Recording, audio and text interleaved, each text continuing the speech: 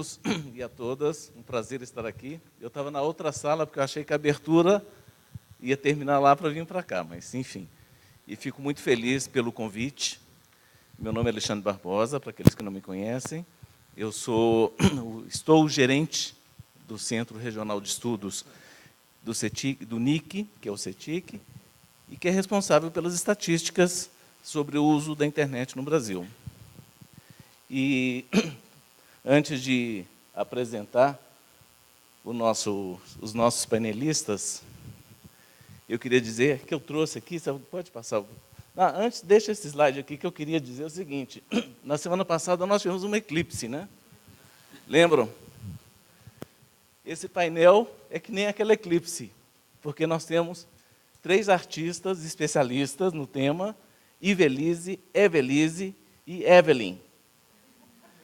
A Kelly só errou porque ela não encontrou nenhum Evelino, então teve que trazer um Alexandre mesmo. Mas essa coincidência dessas 3 especialistas, só daqui a 30 mil anos, outra eclipse. Viu, professora Evelyn? Então, é um prazer estar aqui nesse painel. E eu queria dizer o seguinte, eu trouxe para cá uma tela em branco. E temos 3 artistas. Cada uma dessas artistas, pintoras, tem o seu próprio traço, as suas cores, as suas formas. E eu, sinceramente, espero que no final desses 75 minutos que nós temos, esse quadro vai estar pintado e espero que possamos sair deste painel com uma paisagem que seja bonita e alentadora para o futuro dessas novas gerações e que esses traços que vocês vão dar neste quadro que está em branco, né, represente a visão de vocês. E eu também vou dar a oportunidade para vários artistas também na plateia poderem dar o seu toque final, né, contribuir com este quadro. E que nós possamos levar para as nossas casas uma pintura que vai ser única para cada um de nós, com essas formas, com essas cores, que nos orientem, né? Os que são pais, educadores, que somos todos nós, né? Responsáveis por deixar um legado melhor para essa geração que está aí, né? E eu gostei muito da fala da Raquel, da ISOC, na outra sala, que ela disse o que eu ia falar aqui, né? Que não podemos criminalizar as tecnologias, a internet, como se ela fosse a culpada de tantos problemas, dos vícios, das adições, que nós vamos falar aqui, né? Então, nós temos que descobrir onde está o problema, né? Possivelmente está em nós, adultos, que somos responsáveis por mediar este uso, né? Por orientar e por educar. De forma que, com essas palavras, eu queria agradecer muito ao NIC-BR, especialmente a Kelly, a equipe da Kelly, pelo convite. É uma honra estar aqui, né? Eu não sou especialista como as doutoras aqui que eu tenho do meu lado, né? Mas nós, já há mais de 13 anos, né? Quase 14, produzimos dados que mostram, ou que evidenciam os problemas que nós temos neste uso. E não é só por crianças e adolescentes, pela população geral. O que está acontecendo com as pessoas, né, no mundo contemporâneo, com essas tecnologias. Mas, em particular, temos um estudo sobre crianças e adolescentes e o uso de tecnologias, que é a pesquisa Kids Online, que possivelmente deve ter alguns exemplares aí fora. E também publicaremos, muito em breve, não tem data ainda, mas final de setembro ou início de outubro, um estudo sobre tecnologias e gênero. Como que crianças e adolescentes estão construindo a sua própria identidade a partir do uso dessas tecnologias, das redes sociais, e isso é bastante importante. E também queria não só agradecer, mas dar os parabéns por essa iniciativa do NIC e do CGI, por tratar de um tema extremamente atual, importante e relevante. E, no fundo, esse workshop, que já é o 3º ano, né, o seminário de privacidade é o 9º ano, que está acontecendo aqui na sala ao lado, ele é um espaço de debate e de troca de experiências. Nós temos aqui na plateia pais, educadores, diretores de escolas, coordenadores pedagógicos. Então, acho que isso é uma verdadeira oportunidade para que a gente possa intercambiar, trocar estas visões, né? E, com isto, eu passo a palavra para as nossas pintoras e queria dizer que temos 15 minutos para cada uma. Eu vou ter que interromper, porque eu quero que vocês também possam dar o toque nessa tela que está em branco, né? A tela final pintada só vai estar na mente e na reflexão de cada um de nós, né? Então, espero que possamos, construindo, desenhando e pintando essa tela ao longo da fala das 3 especialistas. E eu queria primeiro passar a palavra para Ivelise. Ivelise, é tanta Lise, né? Eu vou ler rapidamente aqui o currículo. A Ivelise, ela é especialista da nossa TIC Kids Online, né? E TIC Domicílios também.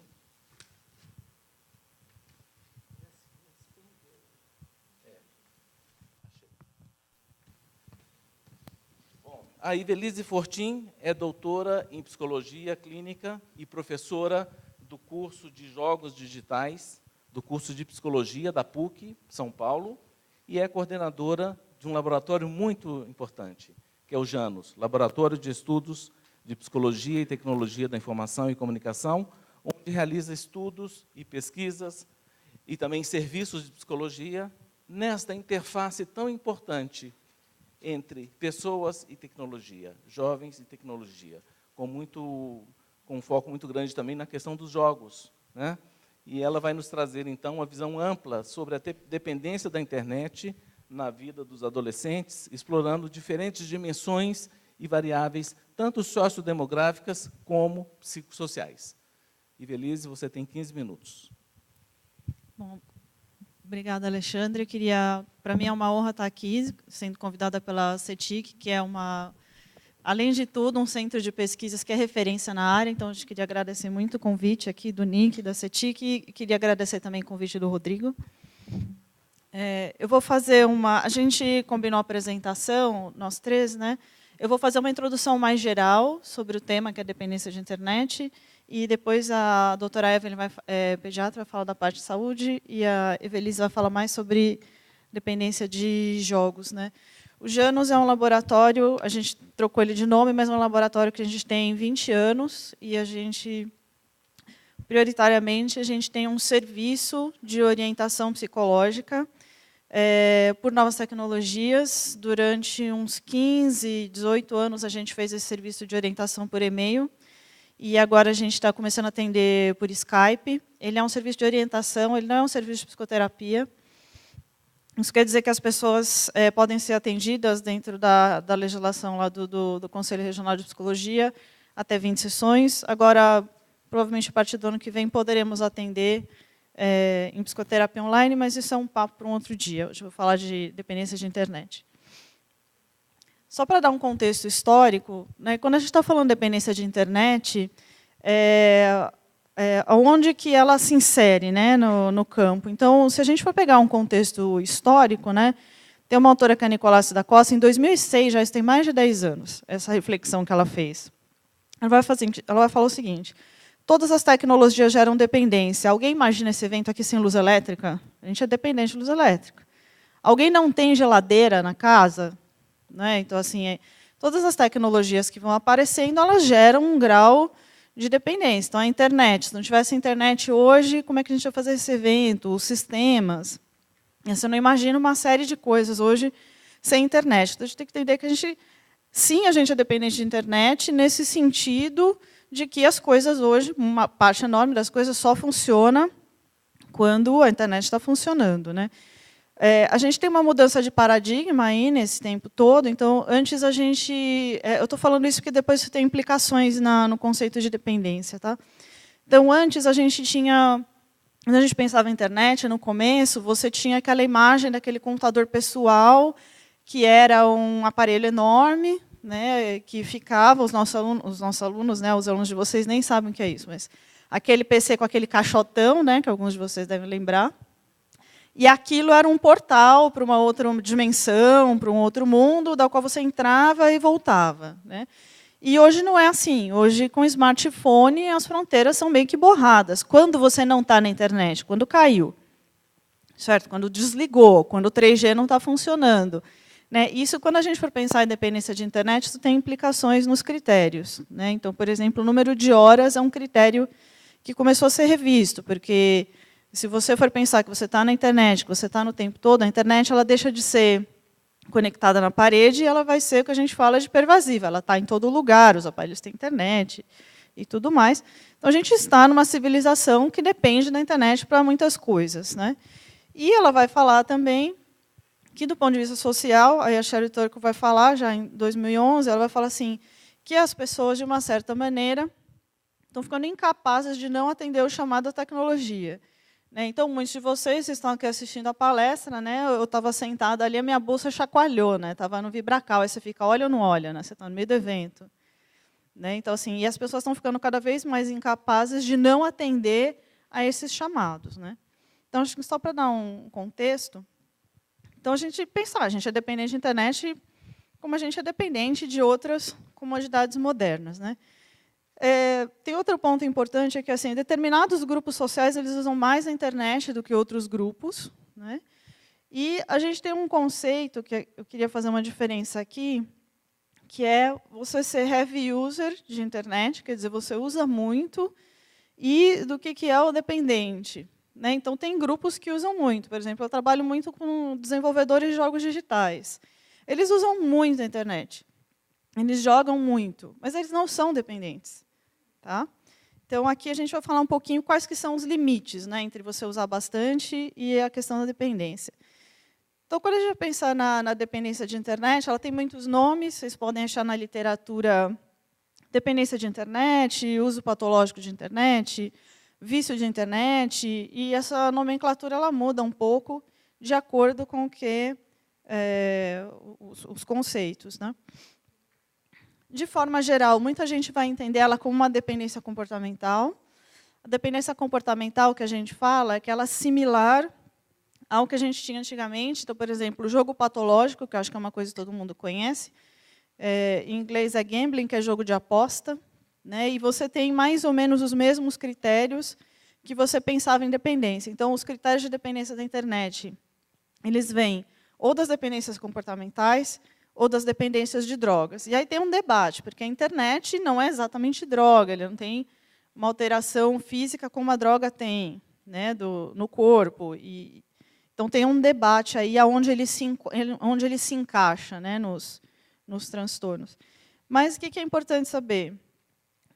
Tem autores que vão colocar 6 critérios, quando a pessoa é dependente, né, que a gente considera. Só para lembrar que dependência a gente está pensando num quadro psiquiátrico já. Tá? Ele não é um dependente nesse sentido desse contexto histórico que eu estava falando. Então, os critérios, nessa linha, os critérios seriam, primeiro, a saliência. Então, saliência é quando a coisa é mais importante na vida do sujeito. Então, não há vida que não seja a internet. Então, a pessoa não faz outra coisa, mesmo que ela esteja offline, os assuntos são todos da internet. Sim, é a coisa mais relevante da vida do sujeito, ela não tem outros interesses. A vida começa a ficar empobrecida. Né? Só a internet é que importa. A gente tem que lembrar que, quando a gente está falando de internet, de forma geral, a internet em si ela não gera dependência. O que gera dependência são as coisas que você faz na internet. Vocês conhecem gente dependente de planilha de Excel do Google Docs? Vocês não conhecem. Eu não conheço. Você conhece dependente de jogo, você conhece dependente de Facebook. Né? Mas a internet ela não gera dependência. A gente fala dependência de internet porque é um nome geral para várias coisas que ocorrem imediatas. Né? Tem uma bem tradicional, que é usar a internet para modificar o humor. todo mundo faz isso, de certa maneira. Então, assim, você está triste, você vai lá e come o chocolate, né? Para se sentir mais legal. Um monte de gente faz isso. Você está chateado, você pega o seu celular e joga meia hora de jogo de bolha. Então, todos nós fazemos isso. O problema é que o dependente aí, ele perde a linha, ele cruza aí a fronteira, né? Tolerância, quer dizer, você precisa usar cada vez mais para se sentir melhor. Abstinência, então, se você não tiver com a internet, você começa a ficar irritado, agressivo, esse tipo de coisa. Conflito, quer dizer, você começa a ter conflito em vários âmbitos da sua vida, então você briga com a sua família, você tem brigas no trabalho, porque, em geral, o dependente não consegue reconhecer que... Vocês conhecem alcoólatra que sabe que é alcoólatra? Isso é um processo complicado, né, até você reconhecer. E recaída, que a gente fala, quer dizer, ele tenta ficar abstinente, mas ele não consegue, e ele volta para esse padrão aí de dependência. Nos critérios diagnósticos, que eu estava falando para vocês, hoje em dia é muito difícil você dar critério de diagnóstico por hora, principalmente se você estiver falando de dependência de celular. Quando você está falando de dependência de videogame e de jogos online, ou de MOBA, ou de MMO, não sei se vocês sabem o que é isso, mas jogos online que você tem que ficar muito tempo, é muito fácil você dizer, ele ficou 10 horas no computador. Mas em celular, vocês sabem quantas horas vocês ficam no celular por dia? É muito difícil você medir, né, esse horário, né? Tem programas que você baixa e mede quanto tempo você ficou, mas isso é uma medida muito difícil, né? Então, o critério principal, que alguns autores vão falar, não o número de horas que você ficou, mas a gente vai chamar de consequências negativas para a sua vida, né? O que são essas consequências negativas? Prejuízos graves e severos, pode ser na escola, no trabalho, então começa a faltar na escola, baixo rendimento, risco de reprovação, ou às vezes o sujeito é demitido, descuido consigo mesmo, não quer tomar banho, não come, fica 10 horas sem comer. Necessidades básicas, né? O professor Nabuco adora contar uma história que o rapaz estava jogando videogame, fez cocô na calça, jogou cocô pela janela. Ele adora essa história, né? É verdade isso. Gente que põe fralda, essas coisas. Conflitos familiares, né? Que eu já falei, quer dizer, você começa a colocar em risco os seus relacionamentos por causa disso. Você começa os amigos virtuais, as coisas que acontecem na internet, elas são mais importantes, né, do que qualquer outra coisa, e perda de atividade e de interesse em qualquer outra atividade que não exija internet. Capacidade do controle de uso, apesar do desejo de controlar, quer dizer, você até queria não usar, mas você não consegue. Abstinência, que é alteração no humor, irritabilidade, impaciência e tudo mais. E agitação motora, agressividade ou irritabilidade, se você não conseguir usar a conexão. Aqui, só para vocês terem uma ideia, vou passar rapidinho. Prevalência. Então, o sexo... Quem que tem dependência de internet? Né? Então, é mais frequente os adolescentes terem dependência de internet e as moças terem dependência de smartphone, isso é mais frequente. Com relação à idade, os adolescentes e a população universitária são os mais afetados. Agora, uma coisa, por exemplo, o número de pessoas afetadas na população. A gente tem uma série enorme de estudos que falam quantas pessoas são. Então, por exemplo, aqui eu coloquei uns dados que são da Europa, que seriam mais próximos aos nossos. Então, por exemplo, se a gente for pegar na Inglaterra, 1,2% das pessoas são afetadas. Tá? Na Ásia, vocês podem ver que Coreia é 13%, dependendo do país da Ásia, 25%. Mas é porque, primeiro, condições de internet outras, você tem acesso pleno, você tem acesso bom, e aí você tem uma série de questões aí que estão relacionadas à Ásia. Então, para a gente ter dependência de internet, eu tenho que ter várias variáveis que estão influenciando, né? Opa, peraí, deixa eu falar isso, eu falo de comorbidade, que é bem importante. Então, por exemplo, gênero faz diferença, idade faz diferença, diferença cultural, configuração familiar, né? No que a pessoa está dependente, se é celular, se é rede social, compras online, tem muitos comportamentos aí que geram dependência. Os fatores psicológicos, então, se a pessoa está mais sozinha, se a pessoa é mais introvertida, falta de confiança, procura novidades, é um termo que a gente chama sensation seeking, que é ficar procurando coisas interessantes, baixa autoestima, intolerância à frustração, E o que eu quero falar que é bem importante para pais, mães e educadores é uma coisa que a gente fala de comorbidade. A ideia de comorbidade é o seguinte, você precisa verificar se, quando você tem alguém que você suspeita que tem dependência de internet, é importante você verificar se tem outros transtornos psicológicos e psiquiátricos associados. Eu trabalhei no PROAD da Unifesp e é muito frequente, quando você traz o dependente de internet, na verdade, se você fizer uma boa avaliação psiquiátrica, às vezes aquele transtorno de dependência de internet ele é secundário a um outro transtorno psiquiátrico que o sujeito tem. Então, por exemplo, é frequente que o sujeito, na verdade, ele tenha uma depressão e ele está com um comportamento de dependência de internet, mas ele está ligado porque o sujeito não quer sair de casa, é a única forma que ele tem de contato com o mundo. Então, é um transtorno aí que está associado.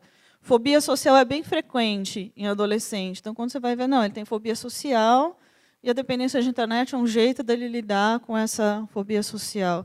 Enfim, tem vários transtornos aí que eu acho que vale a pena. Só para eu terminar. Então, o que é tratamento se você suspeita que alguém é dependente de internet? O tratamento ele depende se a pessoa tem alguma comorbidade, né, que a gente fala. Então, pode ser um tratamento farmacológico, psicoterapia, com certeza, grupo terapêutico. Tem grupos de autoajuda, que a gente fala aqui, mas é modelo Alcoólicos Anônimos. E existe internação. Aqui no Brasil, eu nunca vi, não sei se vocês conhecem, mas aqui no Brasil isso não é comum, mas fora do Brasil é bem frequente. Na Ásia tem bastante internação por dependência de internet, mas aqui no Brasil eu não conheço ninguém. Aí, só para ter um minuto, né? Só para falar rapidinho, além de dependência, a gente tem um outro transtorno, que tem chamado de nomofobia. Nomofobia, aqui só para vocês terem uma ideia, é mal-estar ou ansiedade apresentado quando a pessoa não está com o celular. Então, a pessoa, quando ela está privada do celular, ela tem uma série de comportamentos que são semelhantes aos comportamentos de dependência aí que eu falei para vocês. Tá? Deixa eu passar rapidinho, porque o meu tempo está acabando. Os efeitos são parecidos, né? E aí... Deixa eu ver o que mais. Tem uma que é bem frequente e que eu acho que vale muito trabalhar com adolescente, porque é bem característico, que é uma coisa que a gente chama de Fear of Missing Out, que é FOMO. Fear of Missing Out é quando o adolescente, ou adulto, né, pode ser adulto, ele tem a certeza de que ele está perdendo alguma coisa se ele não olhar seu celular a cada 5 minutos, a cada 10 minutos. E essa sensação para eles é angustiante. Parece que ele está perdendo. E se ele não responder aquilo no celular naquele momento, ele não vai estar na balada, ele não vai estar fazendo alguma coisa que ele devia estar fazendo, porque as pessoas fizeram a piada, ele não conseguiu ler. Então, acho que isso é uma coisa bem importante. Acho que é isso, gente. Só voltar para os meus contatos aqui. É isso, Alexandre. Muito obrigado, Ivelise. Muito interessante a gente poder identificar quais são os critérios que determinam a dependência, né? E eu queria que todos pudessem guardar as suas perguntas para cada uma das pintoras que temos aqui hoje. E, no final, nós temos um aplicativo, acho que já foi passado o link, né? Vocês podem fazer as perguntas e a gente vai reservar um tempo para isso. Eu queria, isso que a Ivelise falou, da percepção do que é a internet, do que é a tecnologia, eu queria só rapidamente trazer uma experiência aqui que me marcou muito. Antes da gente ter a pesquisa Kids Online, que já tem 6 anos, nós tivemos uma pesquisa por 2 anos, que foi a TIC Crianças, crianças de 5 a 9 anos. E toda vez que a gente prepara um estudo, uma nova pesquisa, a gente tem uma série de etapas preparatórias, que muitas pessoas não sabem, mas tem, e uma delas são os testes cognitivos, para ver se a criança, ou o respondente, ou o adulto, sabe do que ele está falando. Então, a gente fez com crianças de 5 anos, testes cognitivos. Com crianças de 5 anos, você tem que adaptar os instrumentos. A gente pediu que elas desenhassem para entender como elas percebem a internet. E uma criança de 6 anos, ela fez um desenho, que era uma casa, e ela dentro da casa. E escreveu assim: a internet é minha vida. E eu achei isso muito interessante, porque uma criança de 6 anos, que identifica a internet como a casa dela e como a vida dela, nós temos aí algo complexo, que precisa ser tratado por meio da educação, da mediação, né? E por isso que eu disse no início que não podemos criminalizar as tecnologias. Eu acho, na minha visão, de não especialistas, professoras, é que o problema maior está com os adultos, né? Com os pais e com os educadores. Bom, agora eu vou passar a palavra para a querida doutora Evelyn Eisenstein, que também é especialista dos nossos projetos que nós temos de pesquisa, Kids Online. A professora Evelyn, ela é médica, pediatra e clínica de adolescentes, professora da UERJ, coordenadora de telemedicina do Grupo Especial de Interesse de Crianças e Adolescentes da RUT, que é a Rede Universitária de Telemedicina. É também coordenadora do Centro de Estudos Integrados Infância, Adolescência, Saúde e também do projeto Rede Esse Mundo Digital. É diretora da Clínica de Adolescentes, membro da Sociedade Brasileira de Pediatria e da Society for Adolescent Health and Medicine. E é também editora científica da revista Adolescência e Saúde. Professora, a senhora tem 15 minutos. Eu te dou 30 segundos.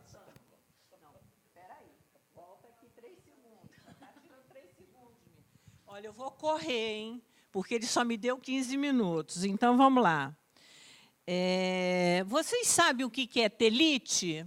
Quem sabe o que é telite? Então, telite é o uso precoce, prolongado, excessivo das telas digitais por crianças e adolescentes, causando alterações de saúde e dos comportamentos. Aí vocês vão falar para mim, mas, Evelyn, o que é precoce? O que é prolongado? O que é excessivo? Né? E quais são essas alterações de saúde antes de chegar lá na terapia? Então, vamos lá. É tudo isso aqui que essa garotinha já está tendo que aprender. E olha só, não vou mostrar os detalhes, mas prestem atenção a essa foto. Olha o brinquedinho que essa garota tem. Olha essa aqui, essa garota aqui, 2 anos e meio, chamado de agitada. Atenção para o detalhe do pai segurando o celular ao lado da garota, e a mãe coloca lá a galinha pintadinha e fala assim para mim, ela só fica quietinha com a galinha pintadinha. Então, olha aqui, isso aqui é um clube lá no Rio de Janeiro. Atenção para vocês perceberem, não sei se vocês conseguem ver aqui, olha, esse garoto aqui, não sei, não dá para ver. O ponteiro, olha lá, o garoto ali, um adolescente, nem tanto adolescente, com um garotinho sentado no colo. É isso num clube e chamada de sala de recreação. Então, atenção, porque eu já quero falar sobre isso. Existem critérios internacionais e éticos para fotografias de crianças na internet. Preste atenção sobre isso. Bom, agora, quem são essas crianças e adolescentes? Elas não são ET.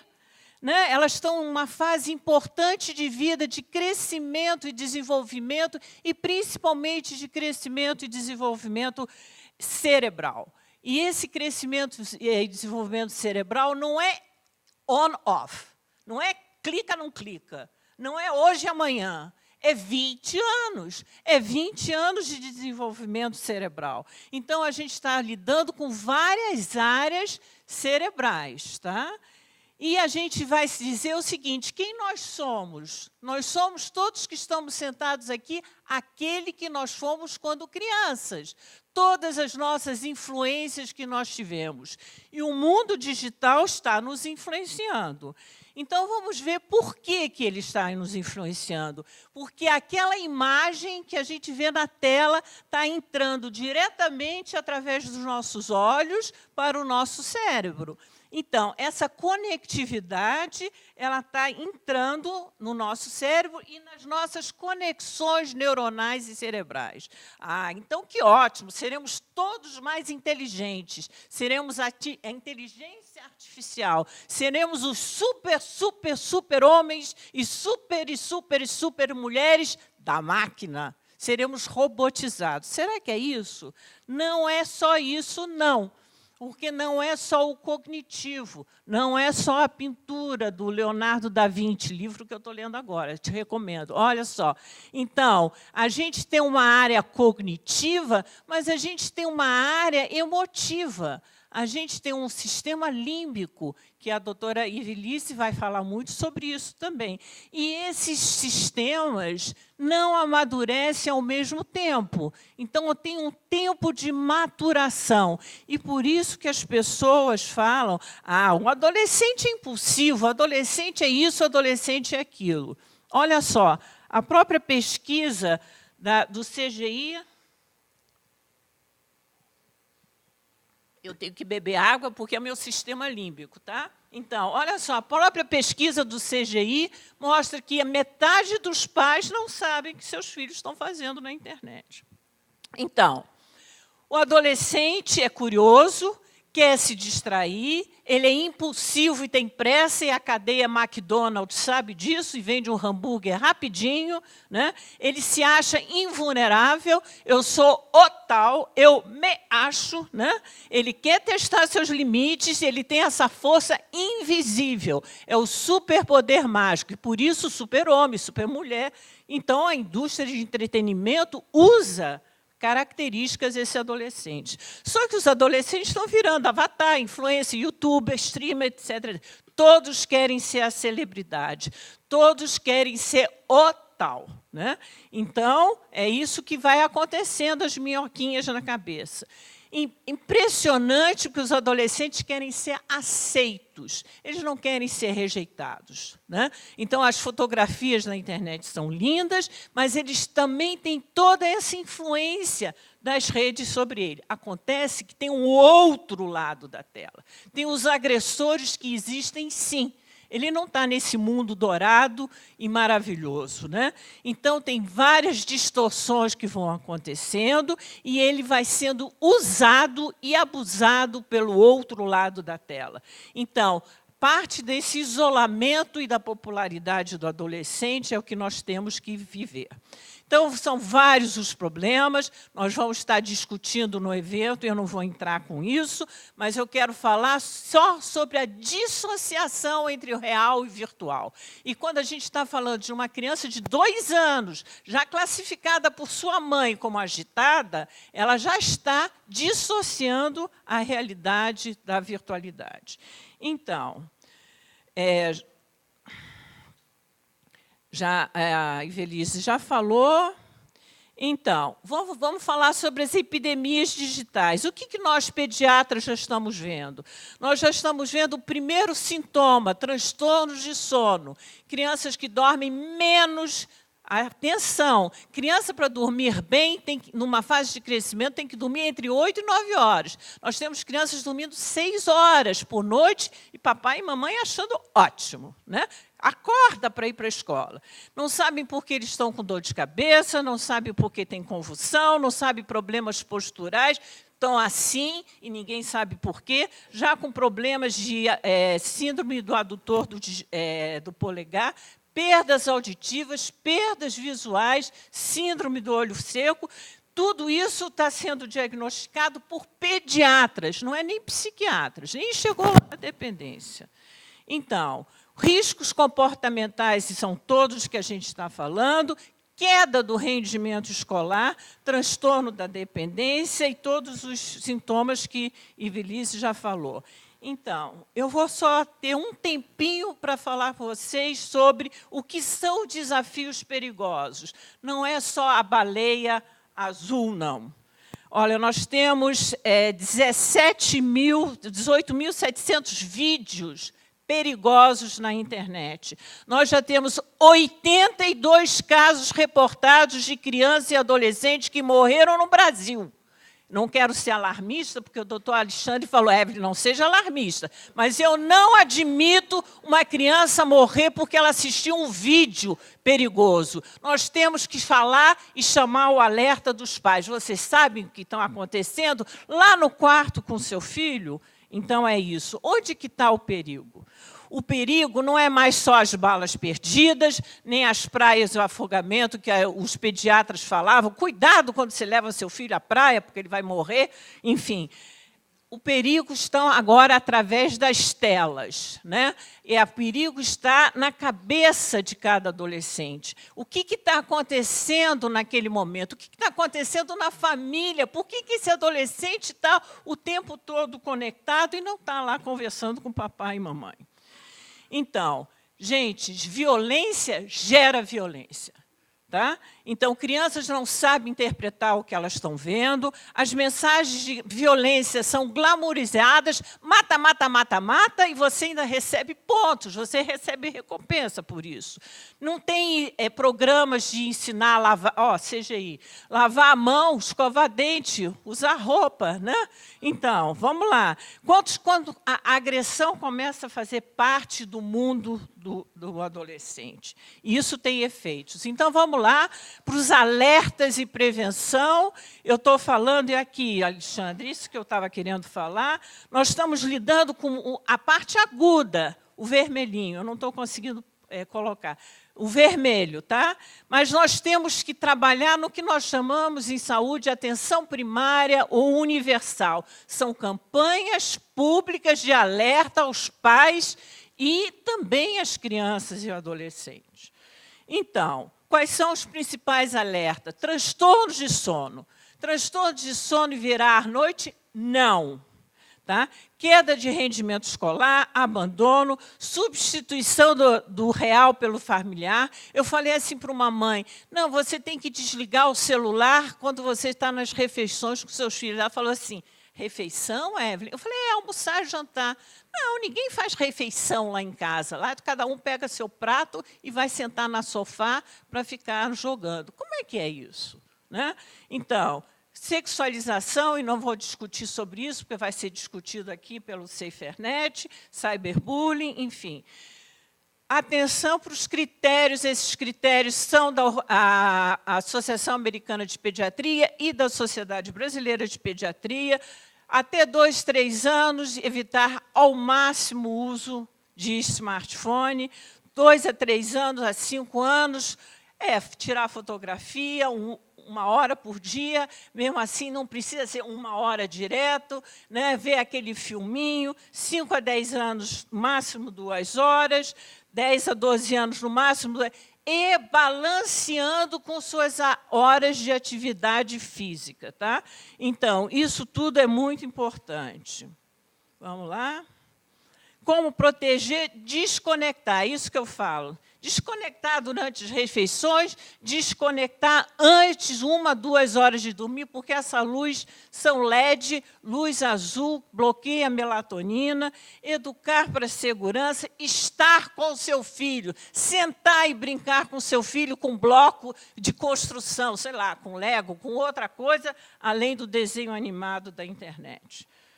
Então, olha lá o que a gente está chegando. Não vou falar sobre a indústria, nem sobre as leis, quero dar uns minutos finais. A Sociedade Brasileira de Pediatria produziu esse documento para professores, escolas, pais e também para as crianças. Está lá fora, quem quiser depois pega, ou eles podem estar acessível na internet. Ele é o documento mais baixado da Sociedade Brasileira de Pediatria. Os pais não querem saber mais remedinho para gripe ou resfriado, não. Eles querem saber o que fazer com seus filhos no mundo digital. A internet segura, material produzido aqui pelo meu grupo. Aqui, desafios perigosos, tem perigo no ar. E eu quero mostrar para vocês, aqui, a campanha Conecte-se ao que importa, da pediatra e psiquiatra de Curitiba, doutora Lucy Pfeiffer. Por favor, acessem, conectem-se ao que se importa. É só botar lá no Google e vocês vão ver as mensagens para os pais. Enfim, eu quero transformar a internet de dor, de violência, de mortes desnecessárias de criança, para uma violência e transformar isso em saúde. Saúde é paz, é brincadeira segura, é respeito, é a palavra que eu gostaria de falar para pintar no quadro, cuidados, proteção social de uma criança e adolescente. Olha só, sobrou 1 minuto e 50 segundos, doutor Alexandre, e você falou que eu não ia ter tempo? Parabéns.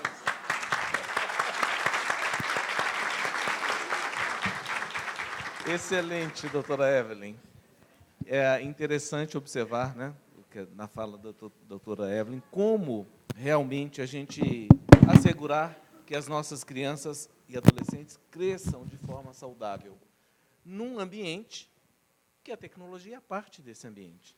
E, contando um outro relato, acho que tem umas 2 ou 3 semanas, eu vindo de Brasília, num voo à noite, saí de Brasília, acho que no voo das 19h45, voo lotado, eu sentei no corredor e nas outras 3 fileiras tinha um pai, uma criança e uma mãe. E a criança muito inquieta, muito agitada, e o pai disse, falando alto e muito, com um comportamento muito ruim, o pai falou para a mãe, tira o tablet e dá para ela. Deu o tablet e a criança ficou justamente no mata-mata, naqueles joguinhos de atirar e de matar, e com uma musiquinha, assim, enlouquecedora, aquelas musiquinhas, alta, e eu querendo dormir, eu virei para a mãe e falei, realmente, eu estava com uma colega minha, eu não sei se está aqui na plateia, e eu tive a coragem e falei assim, olha, senhora, a senhora poderia desligar o som? Porque o avião já estava com a luz apagada e tudo. Ela virou para mim, uma voz muito alta, e disse, o senhor não teve criança? O senhor não foi criança? Aí, quando ela disse isso, eu falei, melhor não prosseguir e tentar dormir com esse barulhinho. Mas isso mostra que as tecnologias é uma construção social, e o social é o nosso entorno social, a nossa família, a nossa escola. E se um pai e uma mãe têm ali, no seu ambiente social, a televisão, o celular, é um exemplo que ele está dando, né? Muito bem. Pois não, doutora. 1 minuto. Olha, no meu minuto, hein? Naquela época, a gente falava da televisão como babá eletrônica. Hoje em dia, é isso aí, é chupeta digital, né? Coloca porque acha que o filho vai ficar quieto, né? Mas não está sabendo que isso tudo está indo a nível cerebral. Essa criança está se tornando dependente digital. Aqui vai para a Evelise. Muito obrigado. Bom, vamos passar agora, eu acho que já estamos pintando esse quadro. Eu já estou vendo algumas coisas aqui, algumas cores, uns traços, e vamos dar agora o último toque da professora Evelise Galvão de Carvalho, que é graduada em Psicologia, diplomada em Psicologia Forense e Criminal e mestre em Psicologia Forense. É membro da International Association for Correctional and Forensic Psychology, nos Estados Unidos. Também é membro do grupo de estudos sobre adições tecnológicas e também colaboradora do projeto Esse Mundo Digital e professora do curso de Psicologia do Centro Universitário Campos de Andrade, em Curitiba, no Paraná.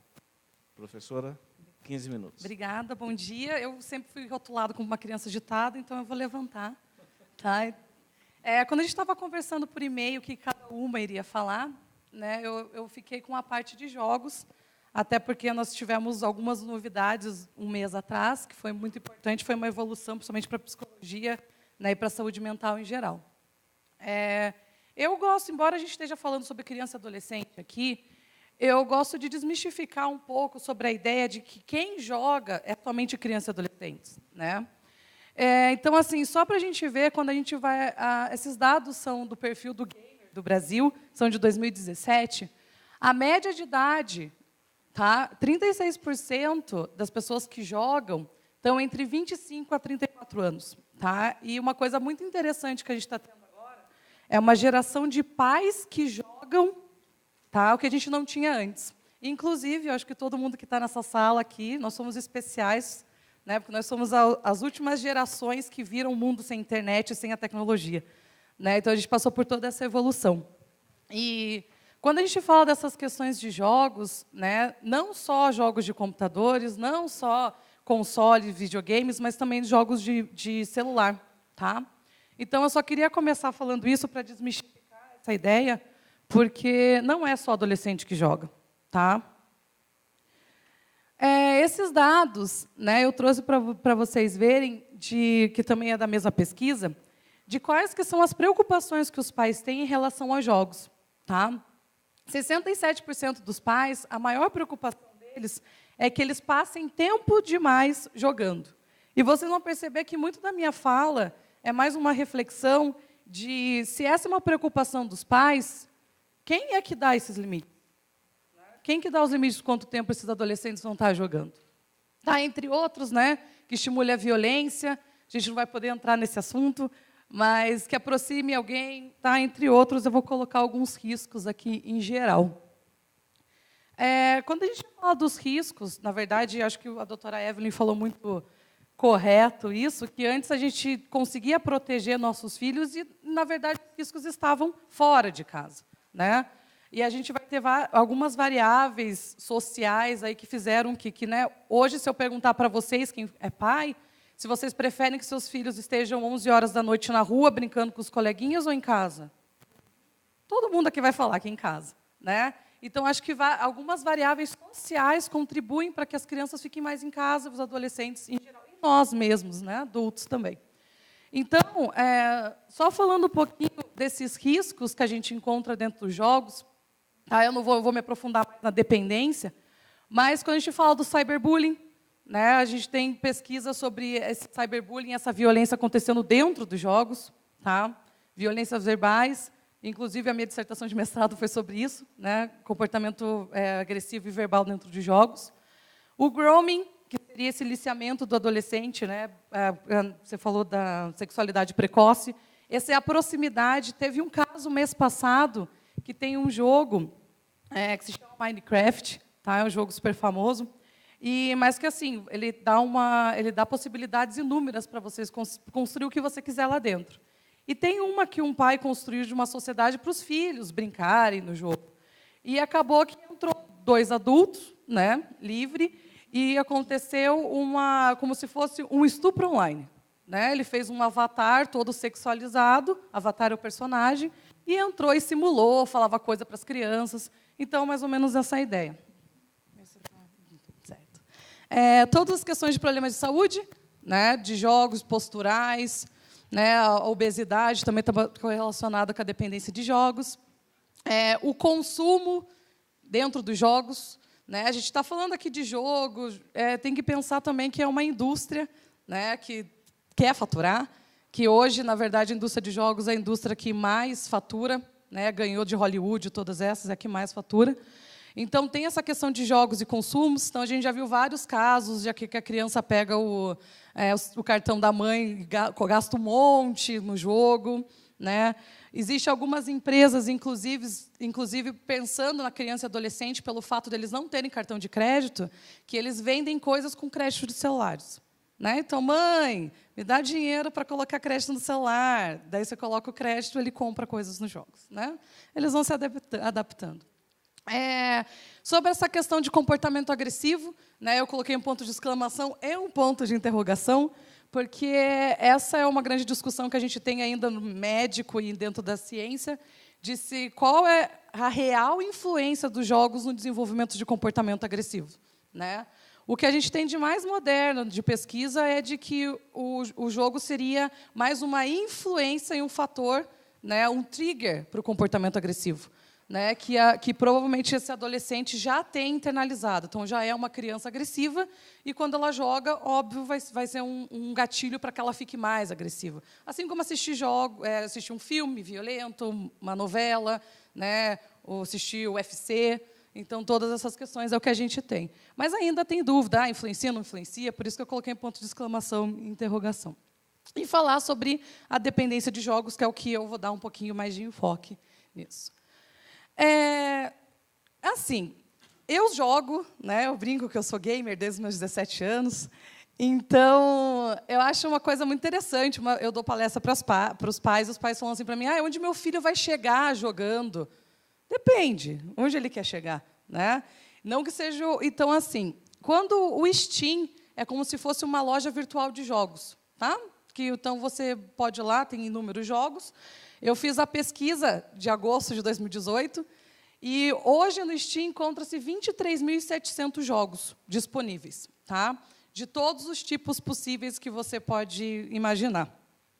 Eu trouxe alguns exemplos, até para... Por que eu queria trazer isso para vocês? De que todo mundo aqui vai encontrar algum tipo de jogo que é divertido, que é gratificante, que é legal jogar. Porque jogar é legal. Tá? E tem muitos benefícios, a gente vai ver, é reforçador, é recompensador você jogar. Então, eu trouxe alguns exemplos. Né? Esse aqui, I'm a Bread, é um jogo que você literalmente é uma fatia de pão. Tá? E você vai passeando pelo mundo com uma fatia de pão. O Goat Simulator, você é uma cabra. Tá? E você faz coisas de cabra, você pode atacar as pessoas dando cabeçada. Esse aqui é o Farm Simulator. Então, se um dia você realmente quis ser fazendeiro e nunca pôde, tem um simulador de fazenda, que, inclusive, você faz tudo. Né? Você tem que plantar, cortar madeira, para depois fazer a cerca. Tá? O seu trator, você então faz todas essas questões.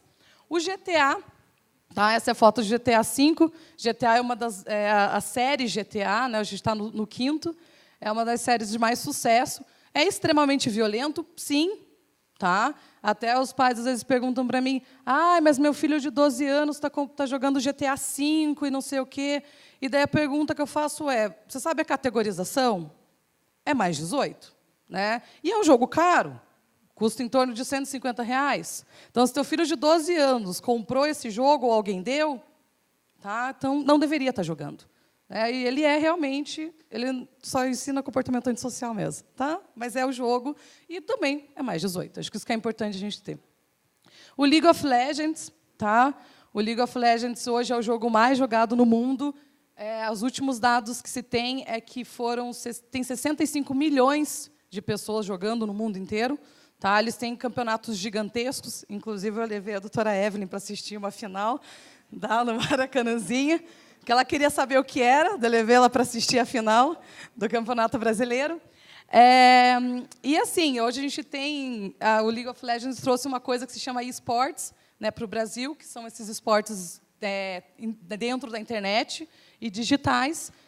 Nós temos equipes, inclusive a gente tem uma equipe, isso que é interessante trazer para vocês, que é uma equipe que foi comprada pelo Ronaldo Fenômeno. Ele comprou a equipe aqui do Brasil, que é a CNB, e a gente tem também a equipe do Flamengo. Então, para vocês verem que realmente eles ganham dinheiro, eles são atletas de um outro tipo. Né? O último ano passado, o prêmio foi de $2 milhões para o campeão. Tá? E a gente, dentro desses jogos coreanos, né? A gente vai falar sobre isso. E Candy Crush. Né? Brinco que minha mãe fazia eu ficar mandando vida para ela por Candy Crush o tempo todo. Só que, assim, igual eu falei para vocês, jogar é legal, jogar é interessante, é entretenimento, é para descansar. O problema é quando isso deixa de ser um hobby, um entretenimento que eu estou tendo, e ele passa a ser uma dependência. Né? Eu trouxe algumas reportagens que a gente tem. Né? Esse aqui, se não fosse trágico, o casal estava jogando um jogo de simulação de bebê. E eles deixaram o filho morrer de fome, o bebê. Tá? Então, a gente vai vendo... Quando isso aqui acontece, é quando a gente fala, espera aí, né? Deixou de ser uma ferramenta de entretenimento e passou a ser uma dependência. Tá? Eu falei para vocês que a gente teve um grande sucesso, né? Foi uma evolução para a questão da saúde mental em geral, de que no CID-11, que foi lançado há um mês atrás, entrou o Game Disorder, a gente ainda não tem tradução, né? Mas entrou o Game Disorder qualificando como um transtorno comportamental. E é muito interessante quando você fala para qualquer pessoa que joga, agora jogar é transtorno. É sempre a reação do tipo, mas eu não sou viciado. Né? Eu falo, sim, né? É esse o limite que a gente precisa aprender. Mas que né, essa falta de controle, de não saber quando parar, quando vê, falou, nossa, já faz 5 horas que eu estou jogando, né? Já passou, perdi o tempo, tinha que ter feito outras coisas da escola e acabei esquecendo, né? Tinha compromissos e responsabilidades que acabou se perdendo ali. O jogo passa a ser prioridade, então... na frente de qualquer outra responsabilidade ou evento que essa criança ou adolescente vai ter, ele vai preferir ficar jogando, vai ser prioridade. E daí o hábito ele aumenta e vai ter todas essas consequências negativas. Uma coisa, né, apresentar esse comportamento até 12 meses, então essa entra toda a categoria. O que eu vou trazer para vocês é exatamente o que a doutora Ivelise falou, de que hoje é muito difícil a gente falar quanto tempo. Né? Os pais chegam e falam assim, mas quanto tempo ele pode jogar? Quanto tempo ele é viciado ou não é? O que a gente sempre vai falar vão ser sobre esses prejuízos que começa a apresentar. Óbvio que uma pessoa que joga 12 horas, se a gente calcular 12 horas jogando, 8 dormindo, deu 20 horas. Será que com 4 horas ela foi para a escola, fez a lição de casa? Não fez. Né? Então dá, mas assim, se ela tomou todas as suas responsabilidades e depois vai jogar, ok. Tá? Mas todos esses prejuízos que a gente vai ver em vários âmbitos, né? O familiar, o social, o pessoal, o educacional e no trabalho, escola em geral. Eu gosto de trazer esse exemplo até para a gente entender qual que é como que se faz esse desenvolvimento da dependência e até para a gente entender de uma maneira muito mais empática o que acontece com, né? Ai, meu Deus. Então, vamos pensar, o João, ele tem 16 anos, ele nunca teve nenhum tipo de relacionamento amoroso. Né? Na escola, ele é considerado um aluno de baixo rendimento, suas notas são abaixo da média, são todas vermelhas. Eu estou dizendo rotulado, tá, gente? Ele mora com a mãe, que trabalha o dia inteiro, então ele fica sozinho a maior parte do tempo. Ele não tem amigo, a autoestima dele é super baixa. Ele tem 0 repertório de habilidades sociais, então ele não consegue ter essas relações interpessoais, né, que a gente fala favoráveis e vantajosas. E ele é considerado por todo mundo como loser. Consegue imaginar? Não está tão longe. Provavelmente alguém já conhece alguém que tenha mais ou menos esse perfil. Só que esse João, quando ele chega em casa, depois da escola, ele entra no jogo e ele muda. Tá? E dentro do jogo ele passa a ser um avatar, né, o brinco que fala que é o Leônidas, o ceifador de almas. E dentro do jogo, ele não tem idade, não envelhece, o avatar dele está lá.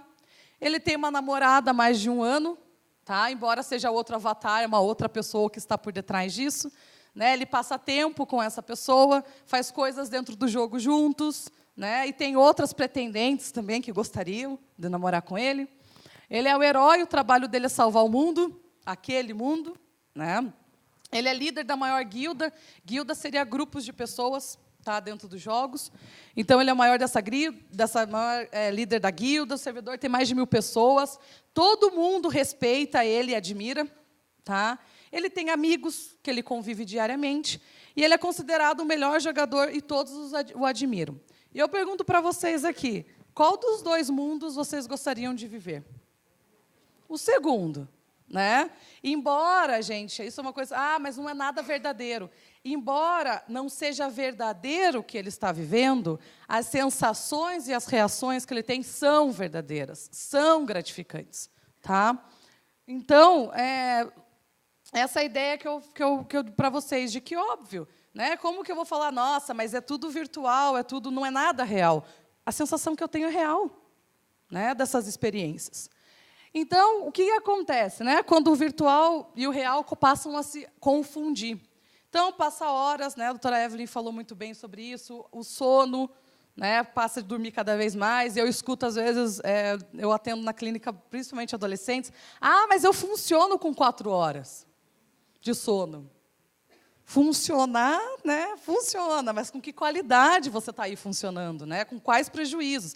A gente falou da fralda, mas é que eu tinha um cliente meu que as rodadas do jogo eram muito compridas, e ele botava a fralda para jogar, para não sair da frente do computador. Tá?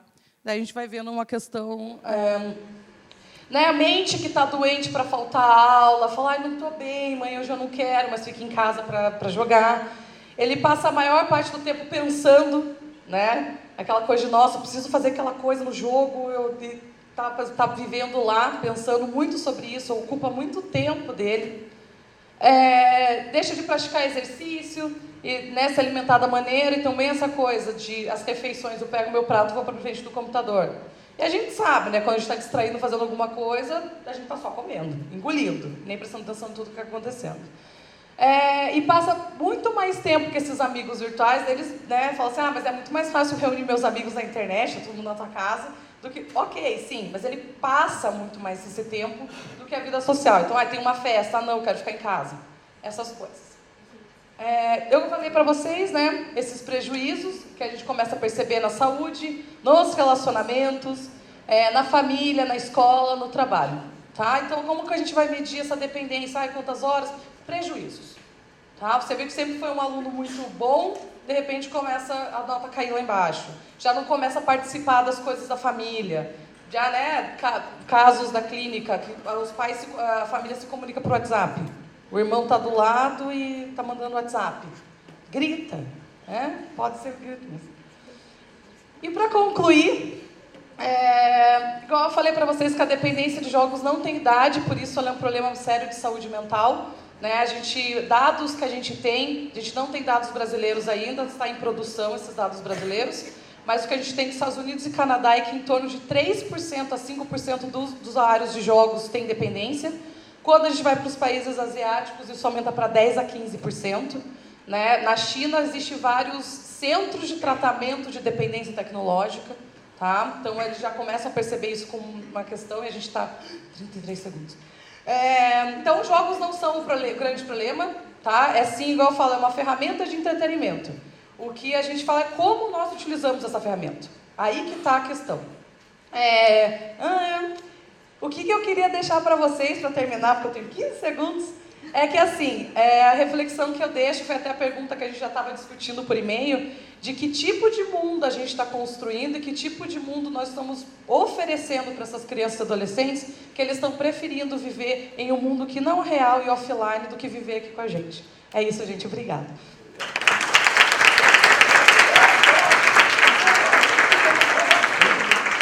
Na mosca, né?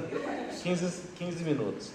Bom, eu acho que a essa altura todos nós já temos um pouco o quadro mais ou menos pintado, né? Vimos que cada uma das artistas tem um traço diferente, cores, formas, né? E que nos ajuda a ter uma visão mais ampla disso que a professora Evelise acabou de mencionar. Que mundo nós estamos construindo, que mundo que a gente quer? E uma pergunta que me veio à mente quando você falava dos jogos, esses 23 mil jogos, eu não tenho nem ideia do que é isso, porque eu não sou jogador, não tive essa infância com jogos. Qual o papel da indústria? De quem está fazendo esses jogos? Né? É uma reflexão. Bom, nós temos 5, 10 minutos, Carol? 15 minutos. Nós temos 15 minutos para completar a nossa pintura com o traço de vocês. Então, eu tenho várias perguntas, mas eu vou deixar que o auditório possa dar também o seu tom. Wagner, por favor. Sim. Desculpa. Tá bom. Tá. Eu esqueci do processo. O processo é novo, é uma inovação. Vamos ouvir então a pergunta do Wagner e depois a gente vê as perguntas que foram recebidas pelo portal. Desculpa porque eu perdi o processo. Alô? Okay. Bom, meu nome é Wagner Diniz. Eu só queria um pouco questionar essa última afirmação sua, porque, na verdade, assim, questionar no sentido que eu tenho dúvidas, né? Que os jogos não são vilões, né?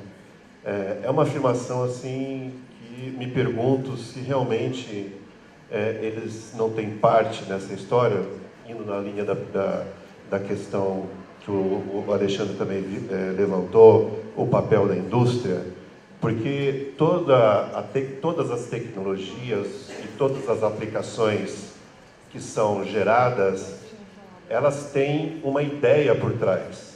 Toda tecnologia, ela tem uma ideologia por trás também. Elas não são criadas do nada.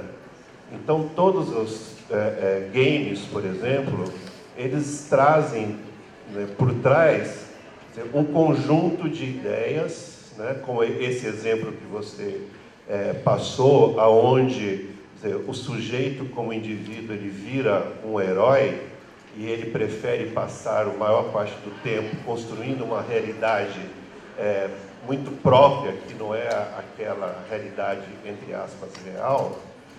Eu me pergunto se realmente os jogos não são os vilões, na medida que eles também carregam dentro de si uma ideologia, né, na qual isso está sendo disseminado na medida que as pessoas estão jogando. Vamos ouvir. Vamos ouvir duas perguntas mais e depois a gente guardem, por favor, aí a resposta do Wagner. Ok. Agradecemos as contribuições, que nos próximos painéis ainda tem mais contribuições. E aí da plateia, veio uma pergunta, a pessoa não se identificou, mas direcionada para a mesa. A pessoa pondera. Na França, né, o parlamento francês, que é um país de primeiro mundo, aprovou agora, em agosto de 2018, uma lei que proíbe o uso de smartphones e tablets nas escolas. Aí a pessoa questiona, proibir é a solução para evitar o uso excessivo ou inadequado da internet? E aí uma última pergunta do Alan, ele direciona essa pergunta para a Evelyn, e ele questiona o seguinte, como foram elaborados os critérios que definem a quantidade de horas na frente das telas, de acordo com a faixa etária? Obrigado. Então, vou passar a palavra para a Evelise. Deixa eu só falar antes da Evelise, porque por causa do negócio da indústria, né, a gente, meu grupo e outros grupos, nós estudamos a indústria brasileira de jogos digitais, então a gente conhece um pouco o que é a indústria internacional de videogames. Então, tem um esclarecimento que eu gostaria de fazer, o que é o universo dos videogames hoje. Quando a gente fala isso, muitos de vocês estão pensando em jogos produzidos por grandes corporações, né? Tipo a Electronic Arts, tipo a Riot, League of Legends, e que são, a comparação que a gente faz um pouco com a indústria do cinema, né? E que seriam os blockbusters. Então, no universo dos videogames, isso é Vingadores. Né? Você tem um filme com milhões de dólares, a produção investiu muito dinheiro nessa produção, e você quer um público X, Y, Z, e você vai lá e você faz esse jogo aí, um orçamento gigantesco, você tem um retorno de público gigantesco. O que eu gostaria de falar é que a indústria de jogos hoje ela não é só isso, isso é uma parte dela, isso é uma parte grande, mas ela não é só isso. Então, por exemplo, o Torever fala assim, não tem jogos que ensinam a escovar o dente. Sim, existe. Nós temos uma linha chamada de serious games, ou jogos sérios, ou jogos de impacto, que são jogos que se propõem a fazer críticas sociais, fazer prevenção e tratamento de questões de saúde. São jogos que se propõem a treinamentos corporativos, jogos educativos. Só para vocês terem uma ideia, o Brasil tem uma indústria de serious games bem grande. Nós somos produtores de jogos educativos. Nós produzimos e consumimos muitos jogos educativos. E a gente tem, quando a Evelise está falando do Steam, quase 30 mil jogos, né? Desses 30 mil jogos, eu tenho alguns jogos de grandes corporações, mas eu tenho uma quantidade enorme de artistas que a gente chama de desenvolvedores independentes. Esses desenvolvedores independentes, um paralelo que a gente faz é com o cinema, que quem está aqui em São Paulo, ali, que a gente tem ali na Augusta, que é um cinema mais arte, é um cinema que propõe uma crítica social. Então, no universo dos videogames, a gente também tem isso. Então, dentro desses 30 mil jogos, eu diria que quase metade são jogos de desenvolvedores individuais e que vão fazer uma coisa numa linha mais artística. Tem jogos que fazem crítica social, tem jogos educativos, tem uma série de outras coisas. Lembrando que a gente tem toda a parte de jogos de dispositivos móveis, né, que são outras questões. Então, só para não achar que a indústria de videogame é sempre... E aí eu concordo com o Evelise que não é o vilão nesse sentido, porque a indústria de videogame que as pessoas estão imersas não são só essas grandes corporações, entendeu? Complementando, a gente tem lá no Paraná um que se chama Laboratório de Desenvolvimento de Jogos Educativos, que é o LADEG, e eles fazem só jogos, né, tanto digitais como de tabuleiro, para educativos. Então, né, inclusive, hoje tem jogos sendo desenvolvidos para ensinar matemática para crianças, porque matemática é uma coisa complicada, né, eu da área de saúde digo. Mas é exatamente isso. Eu acho que o jogo é uma indústria, né? Eles querem faturar nisso tudo. Mas o que eu digo que ele não é o vilão é que a tendência que a gente tem é terceirizar a culpa para os jogos. Então, por exemplo, o meu filho está batendo no irmãozinho aqui porque ele jogou GTA. É essa a questão que eu digo que ele não é o vilão, né? Até quando eles falam assim, essa pergunta que a gente fez, de qual que se teria responsabilidade as indústrias na dependência na questão disso. Né? Então, o que a empresa pode fazer? E eu sempre digo que a reflexão tem que ser o contrário. Né? Porque eu posso ter meu filho lá jogando GTA e roubando um banco, mas não existe monitoria maior, né, de questão de prevenção, que é um pai ensinando o que é certo e o que é errado. Né? Então, a questão, quando eu falo dos vilões, é de que enquanto existe uma monitoria de alguém do lado que está dizendo o que é certo e o que é errado, olha, filho, estou jogando com você, mas não tem. Né? O que eu digo que ele não é vilão por isso, porque a tendência que a gente tem, tanto a mídia, né, vocês veem lá, matou o pai e a mãe e botou a foto do jogo. Correlação disso. Então, é nessa questão que eu falei que eles não são vilões. Mas eles são uma influência. Vai ter jogos violentos, como vai ter jogos não violentos. Vai ter jogo de você fazer uma casinha. Né? Vai ter jogo do The Sims que você vai viver a vida. Né? Então, eles não são vilões nesse assunto. Não tem como colocar totalmente a responsabilidade e terceirizar essa responsabilidade de o que é o certo e o que é errado para o jogo. Porque eles não têm... eles é entretenimento, igual um filme. Eu vou falar, o filme tinha que ter ensinado o que é certo e o que é errado para o meu filho quando eu estava assistindo. Não é esse o papel do filme. Né? Então, é nessas questões. Mas acho que é interessante falar isso, que hoje a gente tem, inclusive em questões de processo terapêutico, né? Dentro da clínica, a gente está a utilização de jogos, né? Como uma forma de tratamento alternativo. Então, junto com o tratamento tradicional, existem jogos também que estão inseridos dentro para o tratamento psicológico. Obrigado. Vamos passar aqui Espera para o aí, tema. Alexandre, deixa eu dar um toque. Aguenta, Alexandre. Meu 1 minuto.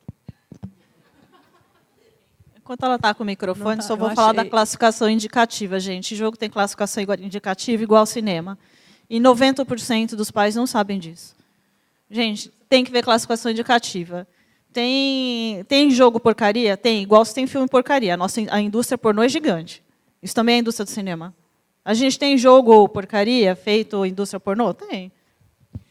Eu gostaria de falar o seguinte: vocês já ouviram falar de abandono afetivo?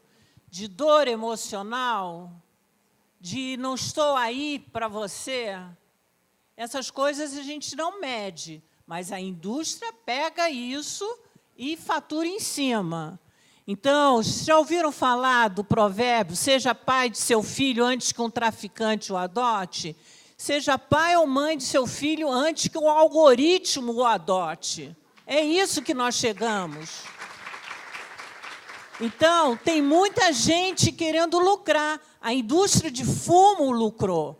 A indústria de álcool lucrou. A Sociedade Brasileira de Pediatria tem todo um documento sobre bebidas alcoólicas em criança e adolescente. Crianças de 9, 10 anos começando álcool. Se você perguntar a um alcoólatra, lá aos 40 anos, com que idade ele começou aqui, na infância e adolescência.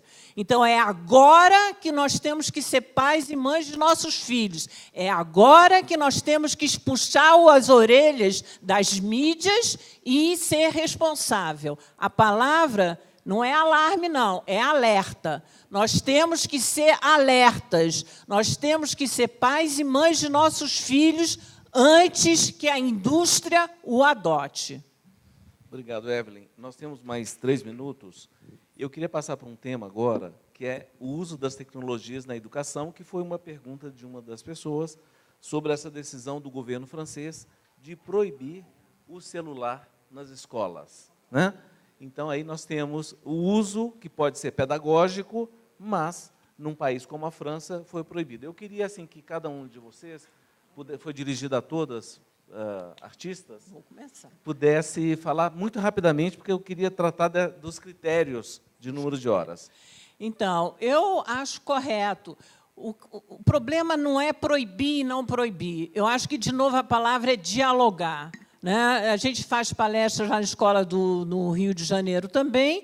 Uma das escolas, que, aliás, uma das escolas muito famosas do Rio de Janeiro, a professora se queixou que o garoto pegava o celular, que era a mãe que estava telefonando. Ora, se a mãe sabe se o garoto está na escola, por que ela telefona no horário da escola? Então, hoje em dia, essa escola proibiu mesmo.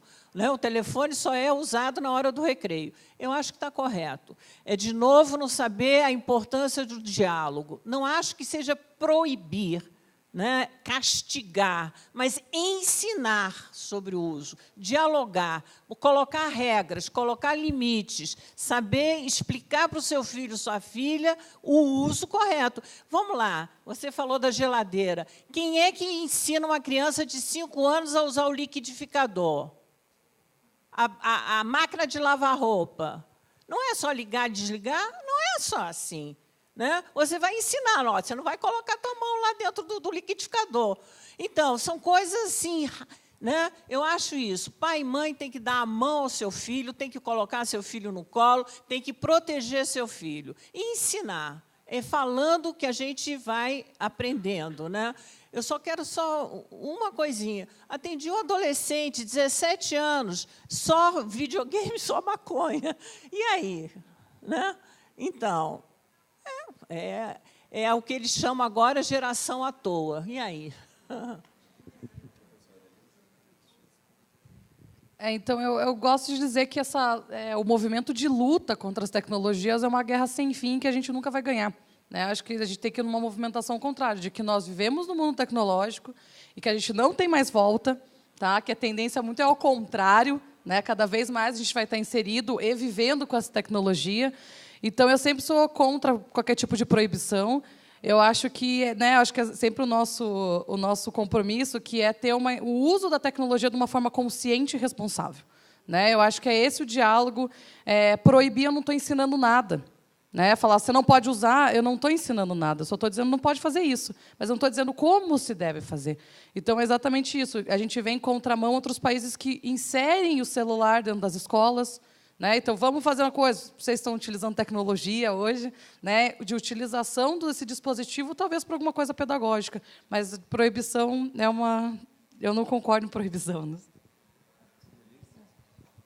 Eu não entendo muito de criança, eu atendo mais adolescente, né? Mas eu acho que é uma coisa que a gente falou bastante aqui, que é uma coisa do exemplo. Né? Por exemplo, eu já vi escola reclamando assim, o professor da atividade, os alunos não podem usar, e o professor usa o celular enquanto eles fazem atividade. Eu já vi isso.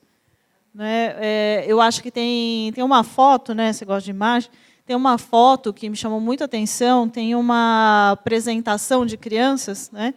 E as mães estão todas filmando aqui e estão conversando. Não tem ninguém olhando para a cara das crianças. Todo mundo está filmando a apresentação, ninguém está vendo a apresentação. E em escola isso é muito frequente. Não é? Aí manda para o tio, manda para o avô, não sei o que e tal, mas assim, a pessoa não está lá. Né? Então, acho que uma reflexão maior é se você está onde você está, né? E pensar, e ajudar eles a fazerem um pouco essa reflexão. Não tem problema filmar e fotografar, gente, não é isso. Mas o problema é que eu vejo quando fica só o registro da imagem, ele é mais importante do que estar no lugar, do que estar com as pessoas. E eu acho que isso é uma coisa que criança e adolescente tem que... a gente tem que conversar muito com eles sobre isso. Né? Então, a imagem, o registro da imagem, ele vai ficando mais importante. Né? Muito obrigado. Bom, essa é um dilema e um desafio, essa discussão sobre o uso das tecnologias como instrumento pedagógico. O fato é que as escolas são instituições que estão aí há séculos e talvez uma das instituições que menos mudou com o uso da tecnologia.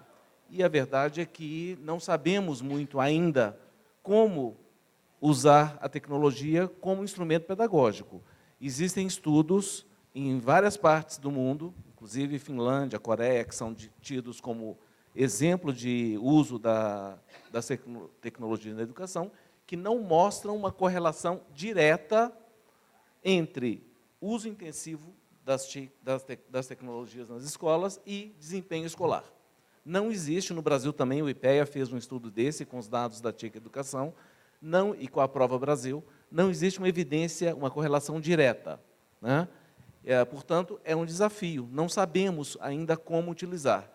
E, talvez, lembrando e parafraseando aqui o professor Fernando Almeida, da PUC, que disse o seguinte, numa das nossas reuniões, bom, tá bom, a escola não mudou. Nós temos uma escola de 2 séculos atrás, com alunos do século XXI. Isso é bom ou ruim? Por que é a única instituição que não mudou? Possivelmente não tinha que mudar mesmo. Possivelmente o ensino tradicional, mas é um ponto de interrogação, não sabemos. E também eu acho, eu sou contra também, eu acho que a tecnologia pode ser um instrumento pedagógico. Não sei se vocês já viram uma foto que é muito usada em vários artigos e debates, palestras, num museu de arte, um quadro de arte, que está muito dentro do que nós estamos falando aqui do nosso quadro, que nós estamos pintando, né? uma série de crianças escolares, assim, de uma escola, vendo a foto, não vendo a foto, mas em frente da foto e olhando o celular. Todas as crianças. Não sei se vocês já viram. Só que a foto não diz o que elas estavam fazendo. Elas estavam pesquisando sobre a obra de arte, né? Aprendendo sobre a obra de arte. Então, muitas vezes, um professor que, numa aula, reclama que o aluno está usando a internet, muitas vezes ele está buscando mais informação ali na hora. É algo complexo, eu também não sou especialista no assunto, mas eu sou contra a proibição. Bom, não temos mais tempo. Gostaria de agradecer às 3 pintoras. Espero que todos vocês possam levar uma obra de arte que, no nosso mundo psicológico, é representada por uma reflexão, por um ponto de interrogação, né? Então, espero que tudo que a gente viu aqui e ouviu possa servir como um quadro, né, simbólico para essa reflexão que nós temos que fazer, qual o papel do pai, do educador, que mundo queremos construir, o que são as variáveis que determinam essa dependência, qual o papel da indústria, qual o papel dos jogos. Então, acho que são muitas cores que a gente viu aqui que forma esse quadro. Eu agradeço imensamente a generosidade de vocês trazerem aqui essa visão de vocês e também vocês por estarem aqui, que mostram interesse pelo tema. Muito obrigado.